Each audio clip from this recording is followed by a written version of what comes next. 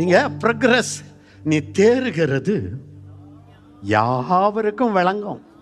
சத்தமா, நீ தேறுகிறது யாவருக்கும் விளங்கணும். வாலிப நெஞ்சங்களே, நீங்க வெறும் பிரசங்கிகளா இருப்பது தேவனுக்கு சித்தம் இல்லை. நீங்க எல்லாரும் ஆண்டவர் வேற ஒரு மண்டலத்துல உங்களை அழைக்கிறார். உங்களை பார்த்து சொல்றார், ஏறி வா, ஏறி வா.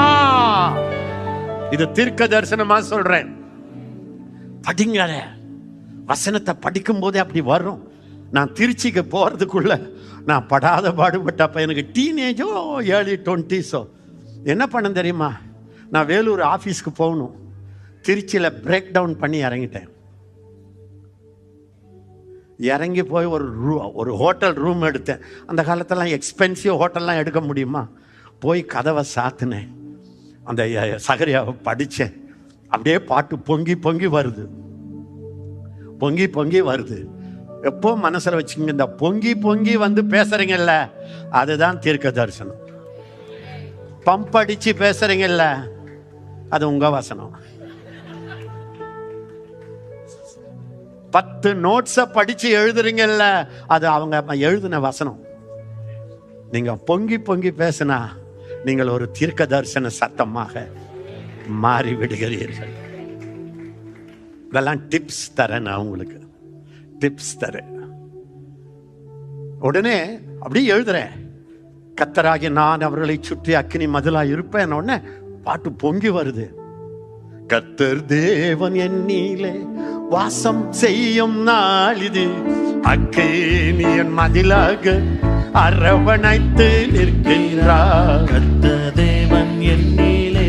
கவனிங்க, அப்ப பாடும்போது ரூமை மூடிட்டு டான்ஸ் ஆடிக்கிட்டே இருக்கிறேன். திரும்ப வரேன், அடுத்தது படிக்கிறேன். எந்த தேவன் கண்ணானால். பாருங்க, கவனிங்க, இந்த மாதிரி பைபிளை படிங்க ஐயா, போதும். நீங்க வெளியே கூட ஓஹோன்னு இருங்கன்னு சொல்லல, பைபிள் படிக்கும் போதாவது அப்படி இருங்க ஐயா. நம்ம தமிழ் மக்கள் என்ன, கணவன் மனைவி கூட வெளியே ஒரு மாதிரி இருப்பாங்க. அவர் முன்னால போவாரு, இவங்க பின்னால போவாங்க.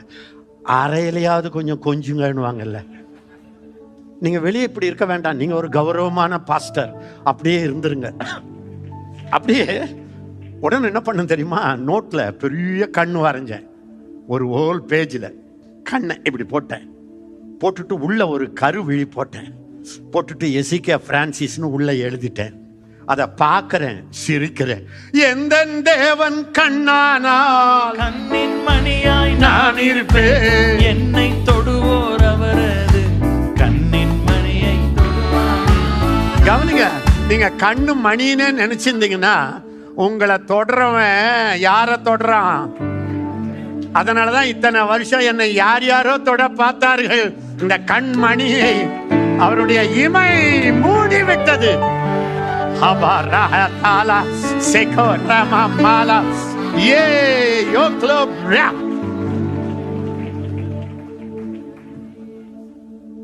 எந்த வயசானாலும் உள்ள மனுஷனுக்கு வயசே கிடையாது. அது துள்ளி குதிக்கணும். துள்ளி குதிக்கல என்ன பண்றது பிரதர்? மினிஸ்ட்ரியை விட்டு வெளியே வந்துருங்க.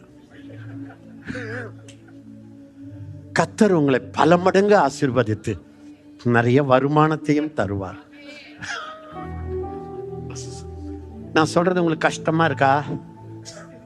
கஷ்டமா இருக்கா? கஷ்டப்படுத்தணும் தானே சொல்றேன்.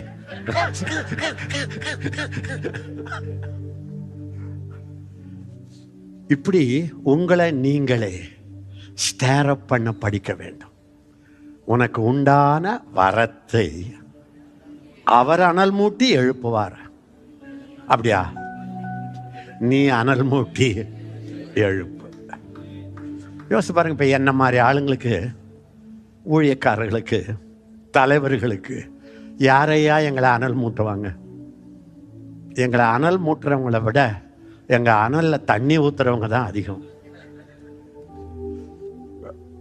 அப்போ எப்படியா நாங்கள் அனல் மூட்டிக்கிறது? நாங்கள் எங்களை மூட்டலைன்னா நாங்கள் எங்கேயோ போய் முட்டிடுவோமே. இந்த பொறுப்பை எடுங்கள். ஆண்டவர் உங்களுக்கு வச்ச அந்த அழைப்புல இன்னும் மேலே வர பழகிக் கொள்ளுங்கள். ஹல்லேலூயா. உங்களுடைய உனக்கு உண்டான வரம் அது உனக்கென்றே இருக்கு. அதை நீ கேட்க வேண்டாம், இருக்கிறத அனல் மூட்டு எழுப்பிக்கொள்ளுங்க. அதுக்கு ஒன்று, அந்நிய பாஷையை நீங்கள் பேசிக்கிட்டே இருக்கணும். அது எப்படின்னா, நான்லாம் ஆரம்ப காலத்தில் இதை பழகிட்டேன். டாய்லெட்டில் போவேன், அந்நிய பாஷை வரும். அப்போ அந்த காலத்தில் நான் ரொம்ப பக்தி இல்லை, ஐயோயோ இந்த இடத்துல போய் நம்ம இவ்வளோ பரிசுத்தமான பாஷையை பேசுகிறோமே, மன்னிச்சு கொள்ளும் கத்தாவே இங்கே பேசுகிறேன்னுட்டு ஒரு 2 நிமிஷத்தில் மறுபடியும் அந்நிய பாஷை வரும். அதை பழகுங்க. அடுத்தது, பைபிளை ஸ்டடி பைபிள் இல்லாத சிம்பிள் பைபிளை சத்த ஆண்டவர் உங்களோட பேசுறதா நினைச்சு, நேற்று அலெக்ஸ் சொன்ன மாதிரி பிரசங்க பாயிண்ட்டுக்கு பைபிள் எடுக்காதீங்க, உங்களுக்கு எடுங்க. இந்த பைபிளை படிக்கும்போது அழுங்க, சரிங்க, அது உள்ள போகட்டும், அது உங்களை மாத்தும். இதை மாத்திரம் அப்படியே வச்சுட்டு இருந்தீங்கன்னா, நீங்க கூட்டத்தில் போய் நின்னாலே அந்த இடத்தில் ஒரு வித்தியாசம் தெரியும். நீங்க வாயை திறக்க முன்னாலேயே அந்த இடத்தில் ஒரு பிரசன்னம் தெரியும். பிரசங்கிகள் குறைஞ்சது 1 மணி நேரம் உங்க பாயிண்ட் எல்லாம் வச்சுட்டு மூடி வச்சுட்டு அந்நிய பாஷைகளை பேசிக்கிட்டே இருங்க. நான் அப்படியே எம்காம் பரீட்சை எழுதினேன். எந்த எக்ஸாம்லையும் படிச்சுட்டு மூடிடுவேன். 1 மணி நேரம் அந்நிய பாஷை பேசிக்கிட்டே இருப்பேன். அந்த நேரம் ஒருத்தர் வருவாங்க, கொஸ்டின் ஒன்று வந்துடுச்சுரா அவுட்டுன்னுவாங்க, நீ அவுட்டுன்னுடுவேன். ஒரு எம்காம்ல எப்போ எழுத போறேன், எனக்கு கொஸ்டினே விளங்கல, என்ன பண்ணுறதுனே தெரில. அது திங்கக்கிழமை, என்னுடைய பிரதிஷ்டை ஞாயிற்றுக்கிழமை, புக்கு படிக்கக்கூடாது. எல்லாம் புக்கில் இருக்கிறாங்க, நான் பயப்படுத்திங்கன்னு போயிட்டேன். எல்லாம் சிரிக்கிறாங்க, தி மென்டல் கேஸ் ஐயா, நாளைக்கு எக்ஸாமு பைபிளை படிச்சுன்னுக்கிறார். விளக்கு வைக்கிற வரைக்கும் படிச்சுட்டு அப்புறம் தான் கொஞ்சம் பார்த்தேன். திங்கக்கிழமை எக்ஸாம், ஒன்றும் புரியல. ஆனால் அந்நிய பாஷை பேசிட்டே போனோம் இல்லை. இந்த அந்நிய பாஷை பேசினா என்னன்னு நினைச்சிங்கன்னா, ஹெவனுக்கும் உங்களுக்கும் டோர் வந்து ஓப்பன் ஆகிடும். நான் உண்மையாக உங்ககிட்ட ஒன்று சொல்லிடுறேன். இதுவரைக்கும் நான் பண்ண எல்லா பிரசங்கமும், ஏறத்தாழ எவ்வளோ வருஷம் நான் பிரசங்கம் பண்ணுறேன், அதில் என் பிரசங்கம் அதே ரிப்பீட் இருக்காது, வசனம் தான் இருக்கும், மற்றதெல்லாம் வந்துக்கிட்டே, அது என்னன்னு தெரியாது. அதனால தான் என் ஒய்ஃபுக்கு பெரிய டெம்டேஷன் என் பிரசங்கத்தை கேட்கணும்னு. நிறைய ஒய்ஃபுங்களுக்கு ஹஸ்பண்ட் பேசும்போதே தெரியும். இப்போ நான் பாம்பேயில் இருந்தபோது அந்த ஒய்ஃப் சொல்லும், இப்போ கல்கத்தாவுக்கு வருவார் பாரு. எனக்கு ஒரு பாஸ்டர் தெரியும், அந்த பொண்ணு சின்ன பொண்ணு, அது உட்காந்துட்டே இருக்கும், அம்மா அம்மா இப்போ கிளி கதையை அப்பா சொல்லுவாருன்னு. அவர் கிளி கதையை சொல்லுவார். எங்கள் ஒய்ஃப் சொல்லுவாங்களாம், ஆண்டவரே நான் எத்தனையோ பாஸ்டர்மாருங்க ஒய்ஃபுங்களை பார்த்துருக்கிறேன், பாஸ்டர்மாருங்க பிரசங்கம் பண்ணும்போது எல்லாரும் ரசிப்பாங்க, இந்த பாஸ்டர்மா மட்டும் இப்படி உட்காந்துருக்கும். ஏன்னா எல்லாம் அது எத்தனையோ முறை கேட்டது. பாவம். இந்த பிரசங்கங்கள் எனக்கு எங்கிருந்து வருகிறதுன்னா, நான் ரொம்ப ஆராய்ச்சி பண்ணுறவன் இல்லை, எனக்கு ஆராய்ச்சி பண்ணுற மூளையும் கிடையாது, எனக்கு ஆராய்ச்சி புஸ்தகமும் பிடிக்காது. அது என்ன பண்ணுறது, நான் புக்கை பார்த்தா கூட ரொம்ப ஆராய்ச்சி புக்குங்களை வச்சிருவேன், ஆராய்ச்சின்னுடுவேன். எனக்கு வந்து நேராக என் ஹார்ட்டுக்கு பேசணும். இந்த மண்டைக்கு பேசுறதெல்லாம் எனக்கு பிடிக்காது. நேரா, ஏன்னா பைபிளை ஆண்டவர் எழுதுனது உன் மண்டைக்காக அல்ல, உன் இருதயத்துக்காக. பைபிளை இருதயத்துல உள்ளான மனுஷன்ல படிக்கிறவன் மேடையில வந்தால் கேட்கிறவர்களுக்குள்ளே ஆவியானவருடைய அனல் மூலம். நான் மண்டைக்கு ரொம்ப படிக்கிறது இல்லை, மண்டைய ஆராய்ச்சி எனக்கு கிடையாது. ஆனா நீங்க எல்லாரும் அதை அப்படியே ஃபாலோ பண்ணாதீங்க. நான் சொல்றது ஒரு தீர்க்கதரிசிகளுக்கு ரொம்ப முக்கியம். ஆனா நீங்க என்ன வேலையா இருந்தாலும் உங்களுக்குள்ள இந்த தீர்க்க தரிசனம் இணைஞ்சிட்டா எவ்வளவு நல்லா இருக்கும். யோசித்து பாருங்களேன். அதனால தான் நான் பேசும்போது பல முறை ஜோக் அடிப்பேன்.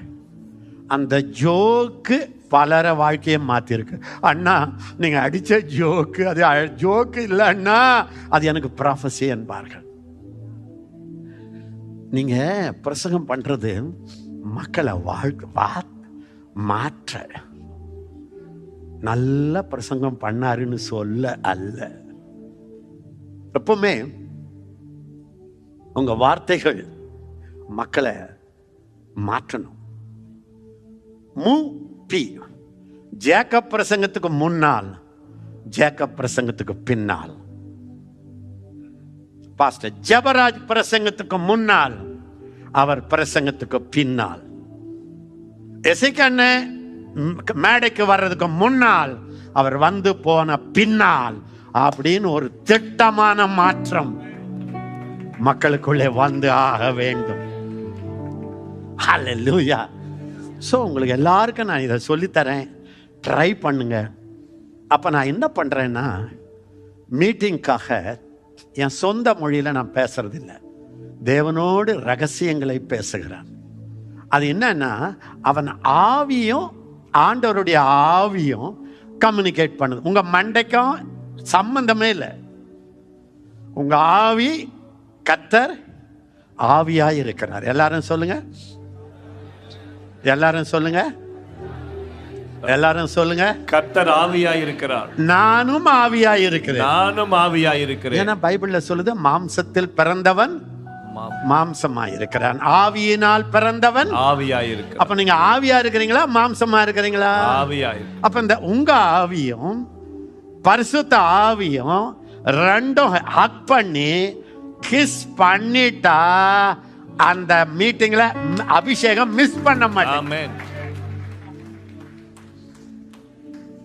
பல வேளைகள் நான் அந்நிய பாஷை பேசிக்கிட்டு இருக்கும்போது நான் பண்ற பிரசங்கங்கள் மடன் என் கண்ணுக்கு தெரியும், வசனங்கள் என் கண்ணுக்கு தெரியும்.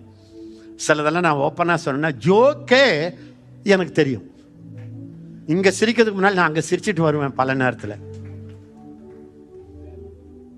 அப்புறம் எழும்பி எனக்கு இந்த ஜபத்துல தராருல, அதை ஜாட் டவுன் பண்றதுக்கு ஒரு 10 நிமிஷம்.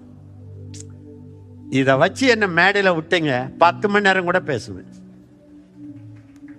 ஆண்டவர் ஒரு பாயிண்ட் கொடுத்துட்டா அது 5 அப்பம் 2 மீன் மாதிரி. அதை நீங்க இழுக்கலாம் இழுக்கலாம் இழுக்கலாம் இழுக்கலாம் இழுக்கலாம் இழுக்கலாம். ஆனா நீங்களே ப்ரிப்பேர் பண்றீங்கல்ல, ஒன்று தண்ணி குடிக்கிறது, 2வது பாயிண்ட் அதுக்கு ஒரு கதை,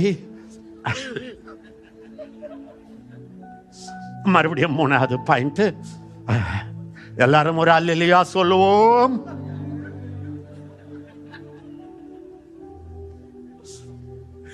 என்னுடைய செமினார்ல டான்ஸ் ஆடுவோம் நான் சொன்னதே இல்லை. பேசிக்கிட்டே இருக்கும்போது எல்லாம் ஆடிக்கிட்டே இருக்கும். அதுதாங்க தீர்க்க தரிசன வார்த்தை. எப்போ மனசுல வச்சுக்கோங்க, தீர்க்க தரிசனம் முதல்ல வரும், அடுத்துதான் அற்புத அடையாளங்கள்.